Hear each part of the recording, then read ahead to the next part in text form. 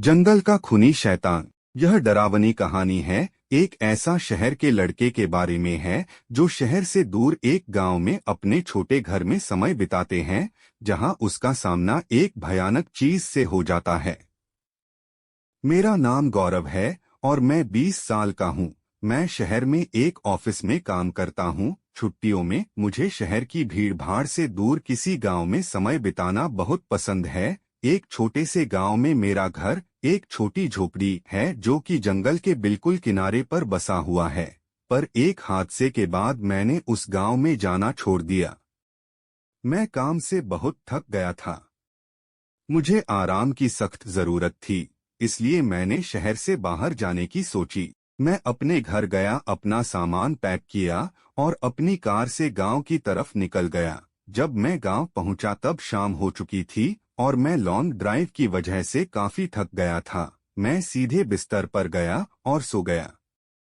आधी रात को मेरे कार के अलार्म के बजने के कारण मेरी नींद खुली। मैंने खिड़की से बाहर की ओर देखा, पर वहां कोई भी नहीं दिख रहा था। मैंने अपनी कार की चाबी ढूंढी और अलार्म को बंद किया। जब वह तेज अलार्म बंद हुआ तो मैं फिर से बेड पर लेट गया और सोने की कोशिश करने लगा।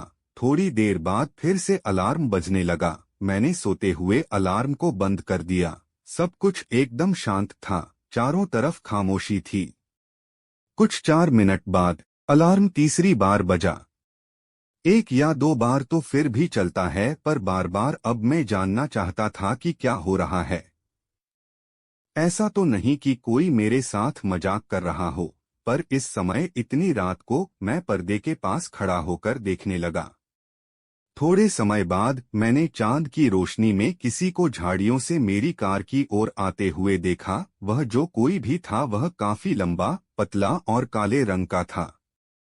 वह कार के पास आया और उसने अपने लंबे और पतले हाथों से कार को नोक किया। फिर से अलार्म बजा, पर वह काली आकृति तेजी से वापस झाड़ियों में चली गई। उस वक्त मैं जान चुका था कि क्या हो रहा है। मैं डर से कांप रहा था।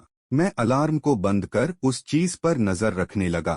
वह चीज झाड़ियों से बाहर आई और धीरे धीरे मेरे घर के गेट के पास बढ़ने लगी। अपने एक हाथ से उसने गेट के लॉक को खोला। मैं इतना डर गया था कि मैं हिल भी नहीं पा रहा था। मेरे दिमाग में कई तरह के बुरे विचार आ रहे थे। वो क्या है? वह मुझसे क्या चाहता है? वह क्या कर रहा है? क्या वह यहाँ से कभी जाएगा भी?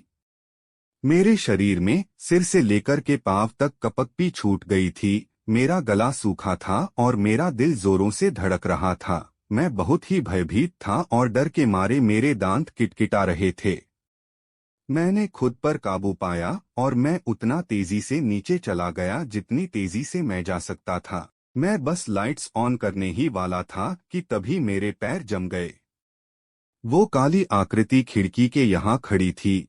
वह खिड़की से अंदर की ओर देख रहा था कि कोई अंदर है या नहीं। मैं जल्दी से अपने सोफे के पीछे छुपकर देखने लगा।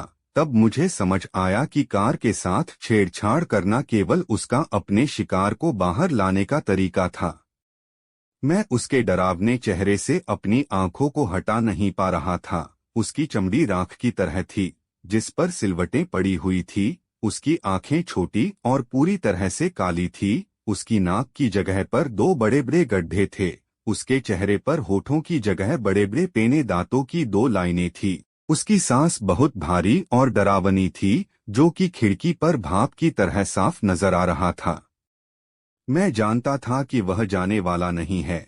खिड़की के पास थोड़ी देर तक खड़े रहने के बाद मुझे उसकी फ्रंट डोर को खोलने की आवाज आई। मैंने देखा कि वह दरवाजे के हैंडल को खोलने की कोशिश कर रहा था और उसके बाद उस जानवर ने एक तेज आवाज निकाली। वह आवाज किसी इंसान की तो नहीं हो सकती थी।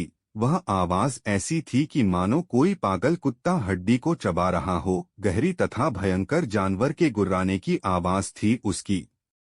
मैं जानता था कि यदि इसने मुझे देख लिया तो यह कुछ भी कर अंदर आ जाएगा। मैंने अपने आप को सोफे के पीछे छिपाया। मैं सोफे की परछाइयों में छिपना चाहता था और बिल्कुल भी आवाज नहीं करना चाहता था। मेरी आंखों से आंसू बह रहे थे। मैं अपनी नसों की आवाज सुन पा रहा था। मैं बस मरने ही वाला था।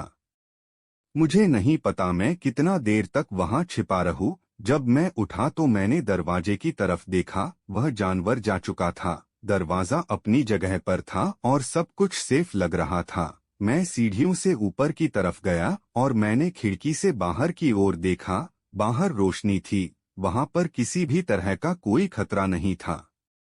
मैंने इस मौके का फायदा उठाया और अपनी चाबियां उठा ली। मैंने अपना सामान भी नहीं लिया। मैं कार की तरफ भागा। मैं कार में गया और दरवाजे को बंद कर जितनी तेजी से हो सके उस गांव से बाहर निकल गया। मैं तब तक गाड़ी चला ही रहा जब तक मैं अपने शहर न पहुंच गया। जब मैं अपने अपार्टमेंट में पहुंचा तो मैंने रेडियो ऑन किया और मैं एक न्यूज़ सुनने लगा। अनाउंसर ने कहा कि गांव से 2 लड़कों की लाशें मिल गई हैं। उनका शरीर बुरी तरह से कटा फटा पड़ा हुआ दलदल में पड़ा था। मुझे मालूम है कि जो वो जानवर चाहता था वह उसे मिल गया।